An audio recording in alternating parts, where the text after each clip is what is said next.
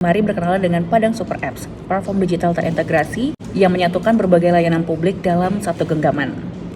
Sebuah kemitraan strategis telah dijalin oleh pemerintah Kota Padang bersama dengan Universitas Putra Indonesia (YPTK) Padang. Upaya ini dilakukan guna mendorong percepatan terwujudnya Kota Padang sebagai kota pintar atau smart city secara utuh dan menyeluruh. Fokus kolaborasi ini diarahkan pada pengembangan sistem digital di berbagai sektor layanan publik. Nantinya diharapkan mampu meningkatkan efisiensi dan juga aksesibilitas bagi masyarakat. Kesepakatan ini telah dibahas dalam rapat teknis yang dipimpin langsung oleh Wali Kota Padang Fadli Amran di kediaman resmi Wali Kota Padang pada Selasa 1 Juli 2025. Komitmen untuk mewujudkan visi kota cerdas telah ditegaskan melalui langkah konkret yang diambil dalam bentuk kerjasama ini. Sebagai salah satu program utama, Padang Super Apps akan dikembangkan sebagai platform digital terintegrasi yang dirancang untuk menggabungkan berbagai layanan publik dalam satu aplikasi terpadu. Rektor UPI YPTK Padang Muhammad Ridwan bersama Wakil Rektor dan juga tim pakar digitalisasi turut dilibatkan dalam pertemuan tersebut.